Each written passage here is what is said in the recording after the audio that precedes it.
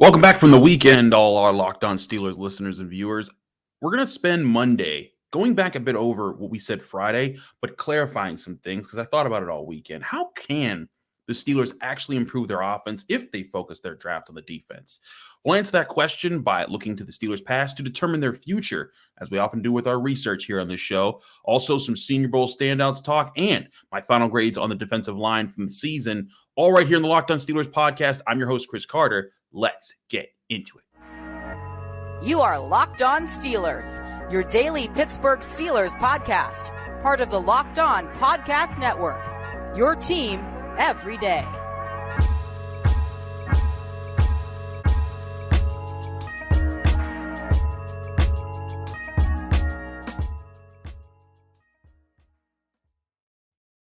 Hello and welcome to the Locked On Steelers podcast. I'm your host, Chris Carter, bringing you your daily dose of all things on the Pittsburgh Steelers. As always, you can find this show anywhere podcasts are hosted, but especially on YouTube. Like this video if you saw it on YouTube. Subscribe to this YouTube channel to get all of our daily episodes as well as our bonus content. We thank you for making the Locked On Steelers podcast your first listen every day because we're your team every day. Today's episode is sponsored by BetterHelp. It's not a crisis line. It's not self-help. It's professional therapy done securely online, available to people worldwide. And they have a special offer for all our listeners. Get 10% off your first month at betterhelp.com/lockedon. First of all, happy Monday to everyone. Hope everyone had a great weekend and all. We're back here. And if you remember our Friday episode, we talked to Jenna Harner. We love having her. And she had a great one-on-one interview with Steelers owner Art Rooney. And in the conversation, Art Rooney II did mention the idea or hint at the idea that the Steelers could draft have a more defensive player draft focus than an offensive player draft focus. And there's a serious question about that. And I thought we had a great discussion. And we learned some thought, we put some thoughts to that. But I want to explore more of the answer to the question that was in some of our comments section of that episode, which was how can the offense improve if you're drafting defense?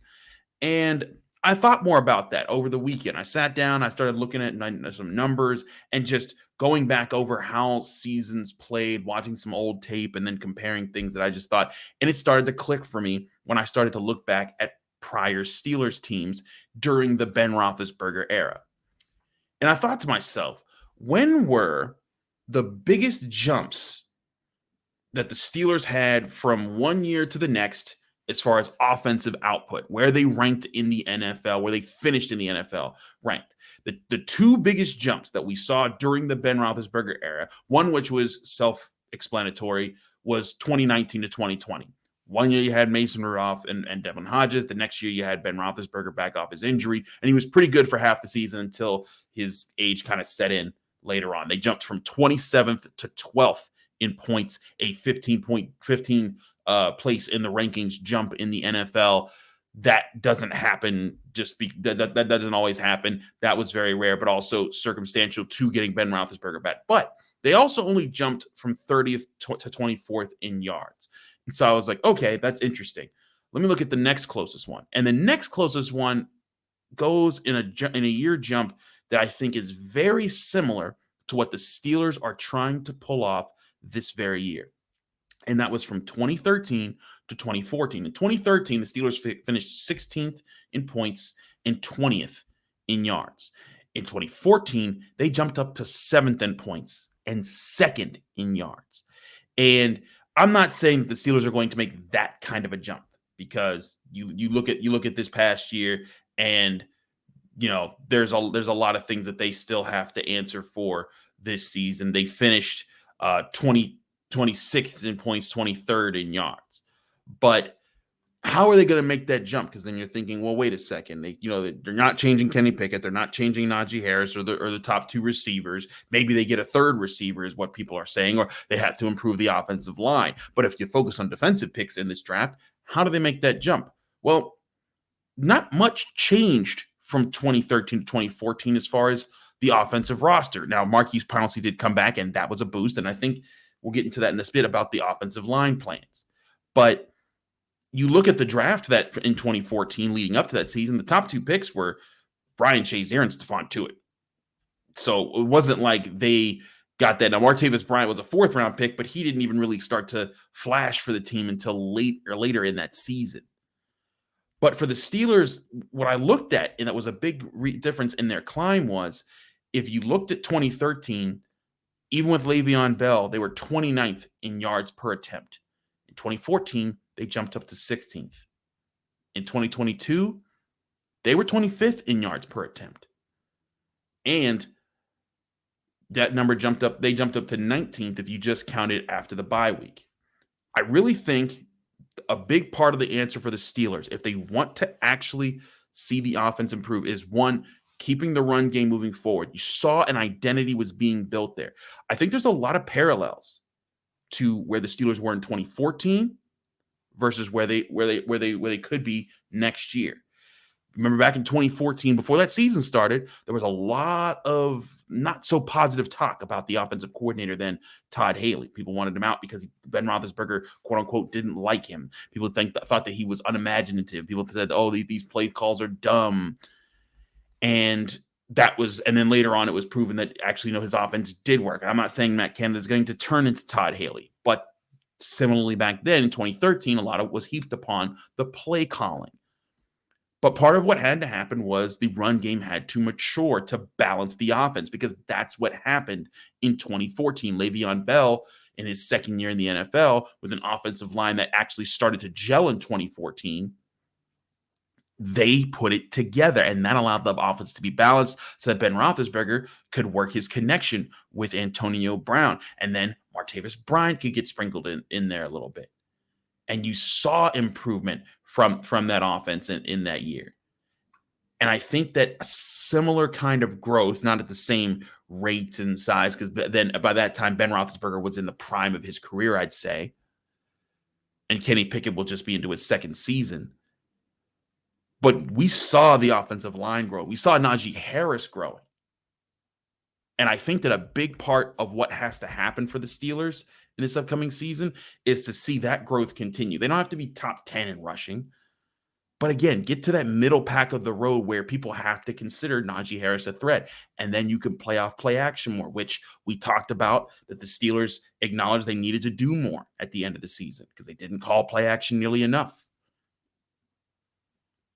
And I look at where the Steelers could go this season, and I think that a big part of the offense isn't necessarily adding some shiny new pieces like drafting a wide receiver with the first round pick. Maybe an offensive tackle, maybe an offensive lineman, period. We'll go over some of the offensive linemen I liked in the Senior Bowl. But I think that a big part of this is they get one offensive lineman and then maybe a depth piece here and there with later draft picks or some cheaper free agent signings of guys who could be kind of glue or puzzle pieces that you put into the depth chart to kind of piece everything together. I think that could be enough to make this offense formidable. It doesn't need to be an elite offense. This team next year with the stars that it has, with Minkah Fitzpatrick, with TJ Watt, with Cam Heyward, the defense still needs to be great. And I think that they need some younger players to inject some youth and some talent into this defense to make them that great defense. And then if that happens, I think it creates the balance that you're looking for the Steelers to actually be competitive in the 2023 season and bang with some of the bigger boys in the AFC.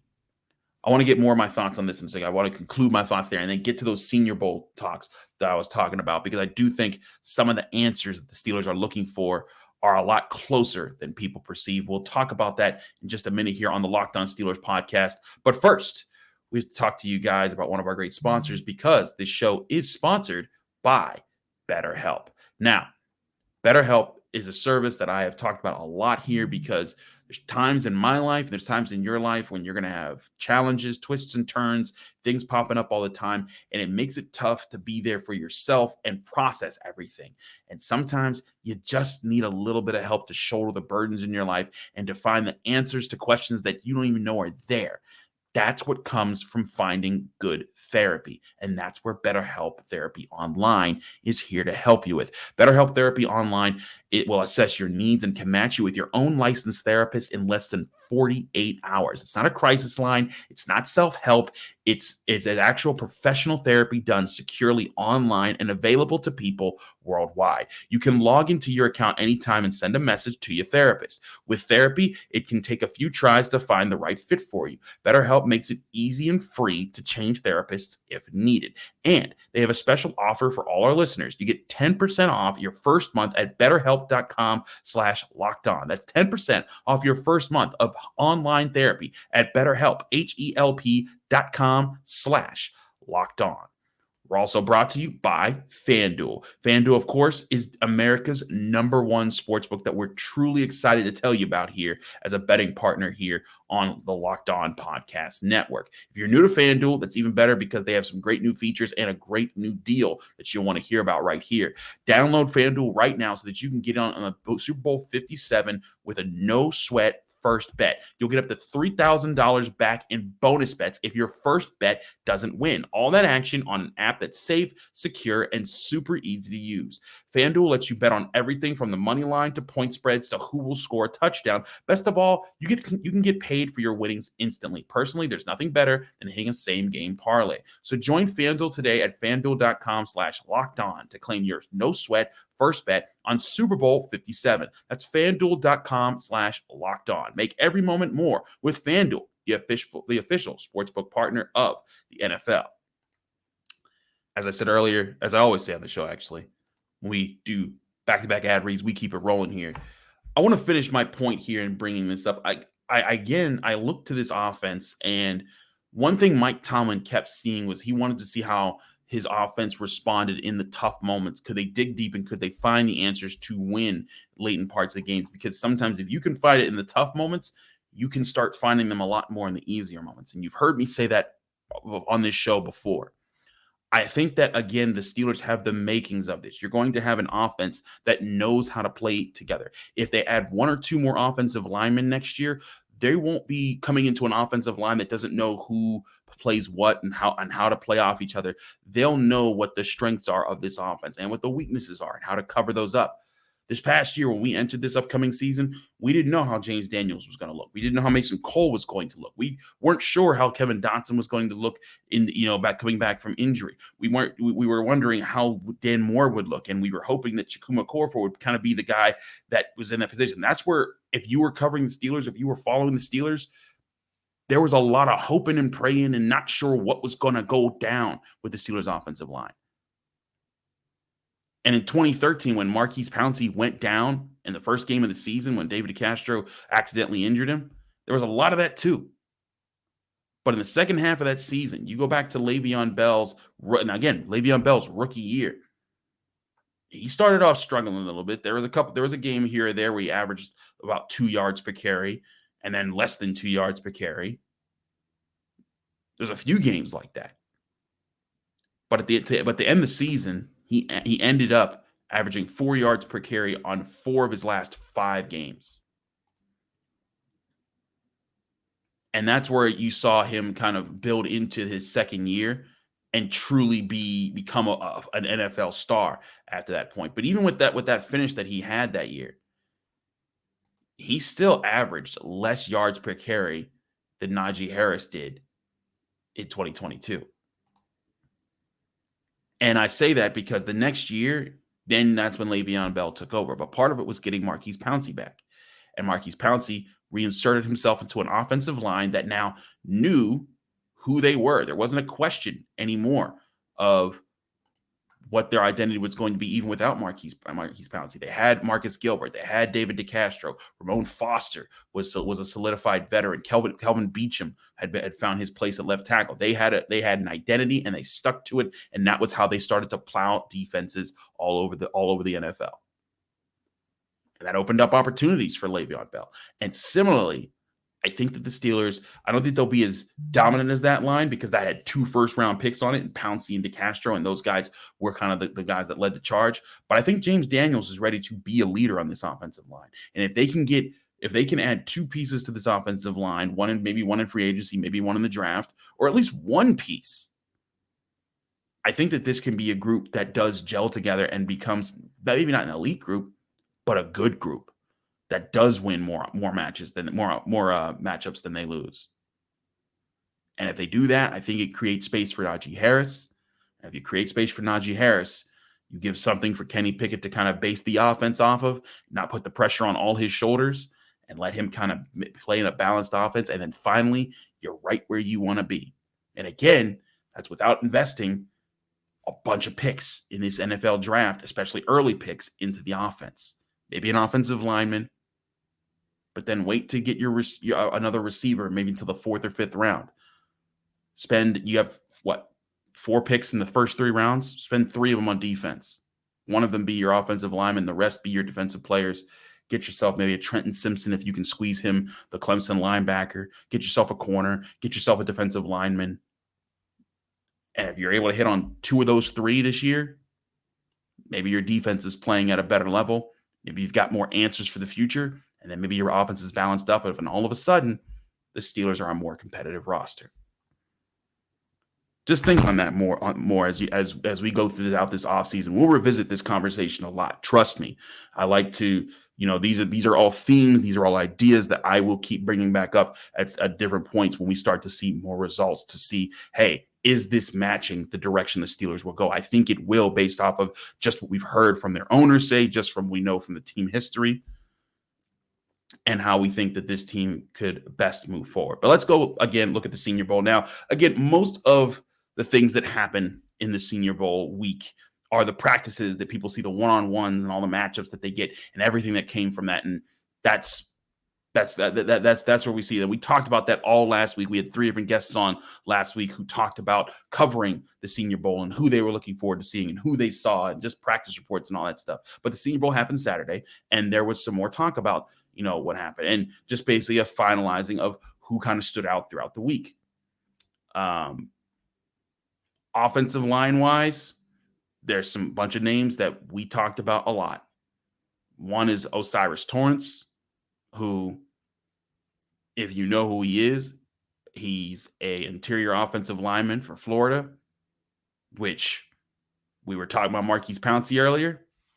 Maybe he's that guy, but he truly looked dominant out there. And he was the one guy who I said with Alan Saunders on this show, he's the one guy that I think that if they were to look at the Senior Bowl participants, and that could be if he was there, there was one person who you'd see and say, hey, that guy's the 17th overall pick material, maybe he's it. And maybe he's the offensive line pick we're talking about. He goes in there, he replaces Kevin Dotson at left guard, and the Steelers go in and rock. And then Kevin Dotson, again, I have nothing against Kevin Dotson. I think that he actually improved a good bit last year, but I think that they need consistency. And one thing we went over with our week-to-week grades was that he had really great days, but he also had really bad days. And they need a guy who's going to be good to great significantly more days than he's bad to terrible.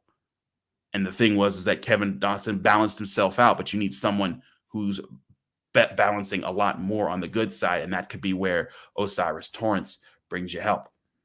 But there are also guys like Matthew Bergeron, Darnell Wright, both of those being offensive tackles. Those guys could go in the 2nd and 3rd rounds maybe, and those could be really good picks that you come in. Maybe they take some time in camp, but they could be guys that they could develop into consistent players at the offensive tackle position who looked really good against some of the guys out there that were really good edge rushers.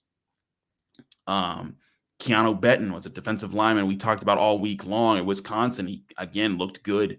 I think that he showed his size, his athleticism, his ability to stop the run. He also showed the ability to kind of be a little bit sharper in some of his technique. I thought that there were some really good looks there.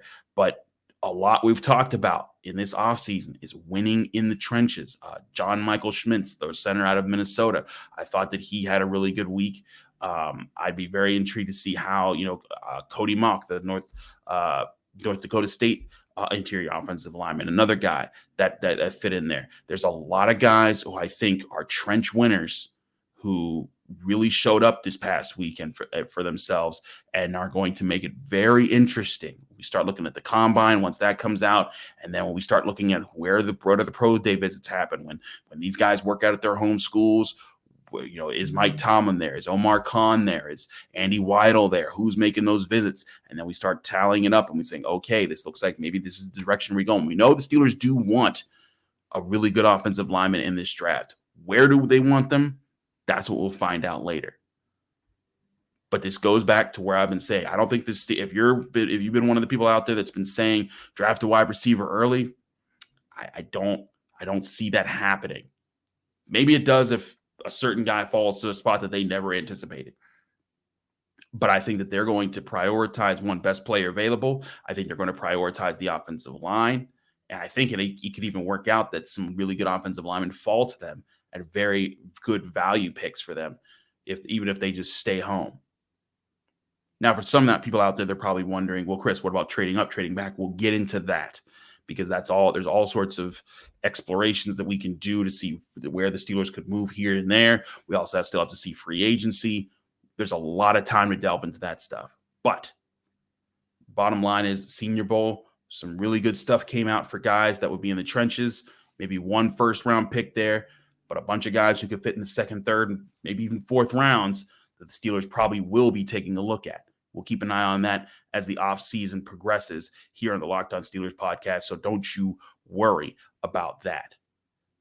But for those who are probably wondering, where's our mock draft Monday? For those who are new to the show, if you weren't here over the past few years, we have a tradition. Once the Super Bowl is over, we start to do mock draft Mondays where you'll be able to submit your mock draft via Twitter or Facebook. And then I pick one every week where I say, oh, this is the mock draft I thought did the best this week or fits the theme that we're talking about. And we'll highlight your picks and you'll get your picks highlighted on the show and a shout out on the show. We will be starting that hopefully next week after the Super Bowl.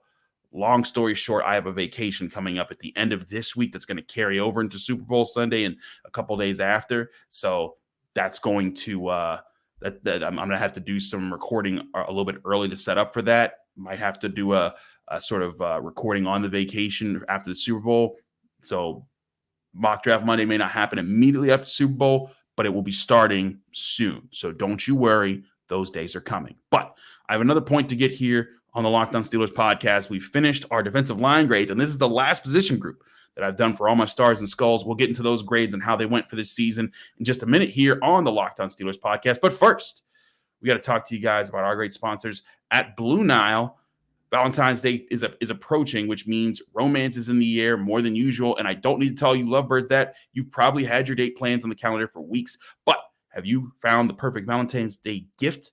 That's where Blue Nile can come in, whether you're celebrating this day of romance or you're ready to pop the question. You can find jewelry as unique as she is with the modern convenience of online shopping at BlueNile.com. BlueNile.com, you can find the perfect piece of jewelry for life's special moments or even create the custom engagement ring of her dreams. Looking for fine jewelry but having trouble choosing? Blue Nile has jewelry experts on hand 24/7, available via phone or chat to help you find a memorable gift at every budget. Their simple online tools let you choose the diamond shape, size, and clarity, as well as the setting style. Blue Nile's bench jewelers will then handcraft the perfect piece to your specifications. Blue Nile's diamond price guarantee allows you to compare a competitor's diamond against one of theirs. Blue Nile can even meet or beat their price. Right now, you can save up to 50% at BlueNile.com. That's BlueNile.com for up to 50% off. Again, BlueNile.com for 50% off. Get there now.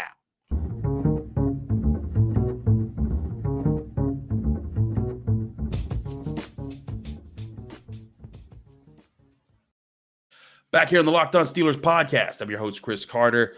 Wrapping up this show, we're going to go and wrap up our grades, our final grades for the season. Now, if you've been following along, we've been giving our grades for the end of the season for about 2 weeks now, working our way through each position group. We finally made it down to the last one, and that's the one where there was the most people to grade, and that was the defensive line because there were 7 of them, and that took a while to compile. But we got it done. Now, if you missed all season long, after every game, we gave grades 1 stars to 3 stars for good to great play, 1 skulls to 3 skulls for bad to terrible play. And basically, this is now a culmination of all the players to see who finished where and, based off of how many bad performances, really bad performances measure up against your good to best performances. So let's start with the bottom of the defensive line depth chart and work our way up. We'll start with Isaiah Loudermilk, the second-year player out of Wisconsin. I felt like Loudermilk, he finished, well, first of all, let me explain to our audio listeners. He had 1 star on the year, but 3 skulls. That's good enough for a C- grade. Now, Isaiah Loudermilk, I thought there were times he looked like he was starting to figure some things out here, but I still felt that he wasn't the physical force that they need him to be. They drafted him because he had the same build as Cam Heyward, height, weight, and size, everything. They wanted to just develop that. He hasn't developed that, but he was a 5th-round pick. He's got time to develop. This 3rd year will be really important for him, I think, in the long run. So not too perplexed with that. He's fine as a depth piece in the defensive line that's not costing you anything. That's all well and good. The other guy down there that we talk about, Montravius Adams. Montravius, 3 stars, 6 skulls, also a C- grade. I felt like Montravius Adams, there were times, especially early in the season, that he was really hurting himself because when he was coming in, he wasn't able to really help against the run. That started to help after the bye week, and I think he resurfaced a little bit against the Raiders too in that game. But while altogether, Montravius Adams is another guy. He's a fine, 5th or 6th option on the defensive line at a C- grade.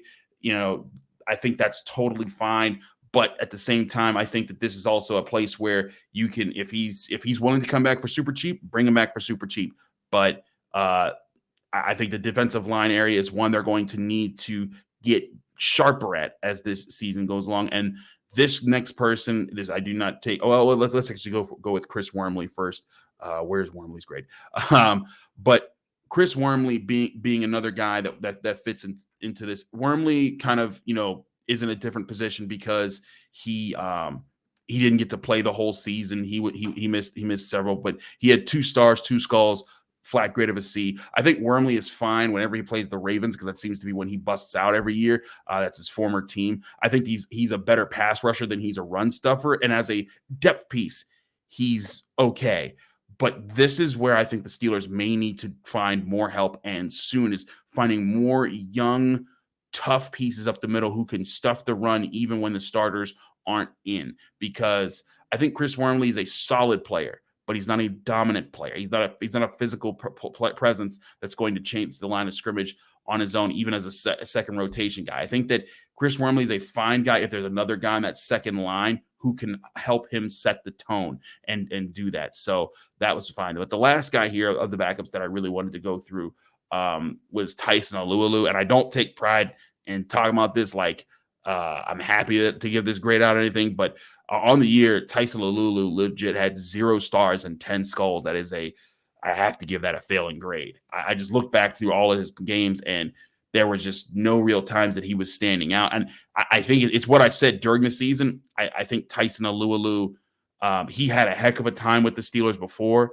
I think that there were a few years where he was a very useful starter for them. But I think after his several injuries that he's had and just his age being really up there, I think it's time for him to retire. I think it's just that time in his career. Maybe I think this is one area that they can definitely get better at, because whenever he was on the field, it was rare that I was seeing him kind of being a positive over a negative as a depth defensive lineman. And for the Steelers, I really think that depth on the defensive line is a big part of what they need to kind of keep pushing along, being a stronger defense, winning against the run, bringing the heat consistently. That's where they need to see it. Now, another member here who I think has the most upside of the younger guys that we've talked about in the backups, that's DeMarvin Leal. Now, DeMarvin Leal was also hampered by an injury. I think that kind of ruined his progress that he was making there. But when I had him on the air, I actually miscounted. I'm looking at my chart here. It's I have him on your screen here at 3 stars. He actually had 4 stars to 1 skull. But point being, still C+ range there. DeMarvin Leal, he really just had one game. It was the first game against Baltimore, which I think was when he just came back from an injury. Didn't look as sharp in that moment, but as to finish out the year, I thought he had 2 really good games to close out the season. But again, as a depth player, not getting as many chances to really make put his fingerprints on games. I think that'll happen a lot more next year, and we'll start to see that leap. I still think that DeMarvin Leal has the real potential to be the next really good Steelers defensive lineman that we talk about for years to come. His hand work, his hand technique is really good. His athleticism is really good. I think if he puts a little bit of poundage on and gets a little bit stronger at the point of attack, he's going to be a real force. And we saw how the Steelers were loving to flex him all around the defensive line. Sometimes he was even lining up on the edge. That can be a real problem if he continues to grow. Now to the top two guys here, and we're going to go with next is Larry Ogunjobi. Ogunjobi, I felt, had a really solid year, especially after he kind of settled into things. He finished the year with 14 stars, 5 skulls. That's 9 more stars than skulls. That's a grade for a B here, along the lines of other guys like Mason Cole and other guys that came in this year like James Daniels. But, I mean, this really was boosted, I think, by the end of the year that he had. I had him with 4 straight 2-star grades to end the season against the Panthers, the Raiders, the second matchup with the Ravens, and the second matchup with the Browns. If he can hit the ground, if they were able to bring him back next year and he hit the ground running like that, I think that he would be a real force to be reckoned with Cam Heyward, who we'll get to in just a second here. But Larry Ogunjobi, I really do think started to figure things out. He was dealing with injuries all year long. Little things here, little things there, knee, ankle, different stuff like that. And he was finding ways to fight through it. But I think he really started to find his footing at the end of that, at the end of this season. If they were to bring him back and he was able to hit the ground running, I think that he could be an A type of player next year, and it could be a really good starter along Cam Heyward, maybe DeMarvin Leal, and maybe another piece that they add in the draft or free agency. But he's probably going to be expensive.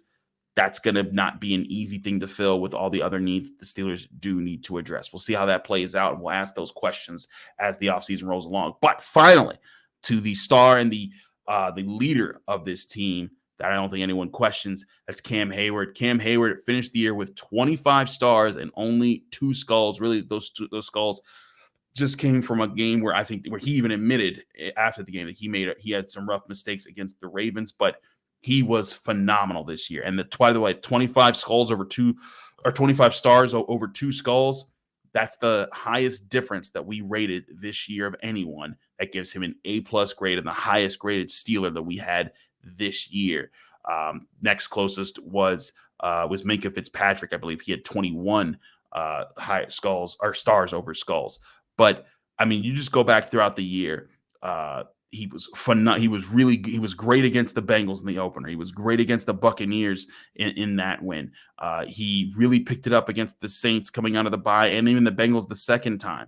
And then after the season, he criticized himself after that Ravens game. And y'all should know something. If Cam Heyward criticizes himself, he's probably about to do something nasty to somebody. And little did we know, that's exactly what he would do in his last 4 games, just like Larry Ogunjobi. He had, in those last 4 games, 3 of them were 3-star performances, which means like those, when I give someone a 3-star performance, I'm saying that guy had like an all-pro type of day. Like if he keeps having those, he is an all-pro guy. He had 3 of them in 4 weeks, and the one game he didn't, it was a 2-star game. So that was how Cam Heyward really started to hit the ground running. And again, if him and Ogunjobi can do that for an entire season next year, that would be amazing for the Steelers. Now, Cam Heyward under contract, no problem. He will be there next year. That's not an issue. The question will be, when does his age start to kick in? Because, man, like it don't look like it kicked in at all this year. He was just it looked like his age was kicking other people's butts. But eventually we know Father Time is undefeated. When's that going to kick in? But I do think that Cam Heyward got at least one more year like that, maybe 2 if you're pushing it. But Larry Ogunjobi is going to be a real question of, can he line up next to him, because it took some money to bring him in. And we've talked about all the Steelers' needs they need this year. They need to bring back Cam Sutton. They need to address the linebacker position. They need to address the offensive line. They probably need to go get another cornerback at some point and figure that out. There's a lot of needs that they have on this roster, and that's going to take some maneuvering to do. And Larry Ogunjobi is a guy who I think played well enough that people are going to recognize that and want to pay him big money. That's the case. I just don't think that he's going to be. I'm not sure if the Steelers can afford to bring him back. But those are all questions that we'll answer in the future when we start looking closer at salary cap projections and numbers like that. We got a long time to do with that before free agency starts in March. Super Bowl week coming up. We'll have a lot of shows talking about that, talking about the Steelers, everything else going on with this team during the week. We got a long week ahead of us here of great shows and great guests coming down the pipeline. Thanks so much for joining me here. I'm your host, Chris Carter. Follow me on Twitter and Instagram at Carter Critiques. Thank you for watching or listening to the Locked On Steelers podcast, anywhere podcasts are hosted on audio or on YouTube. Like this video if you enjoyed it. Subscribe to this YouTube channel to get all of our daily Monday through Friday episodes, as well as our bonus content. Thanks again for checking us out. Read my work at the Pittsburgh Post-Gazette, where I cover all things Pitt athletics. We'll be back tomorrow with another episode of the Locked On Steelers podcast. Stay tuned. I'm your host, Chris Carter. We'll see you then.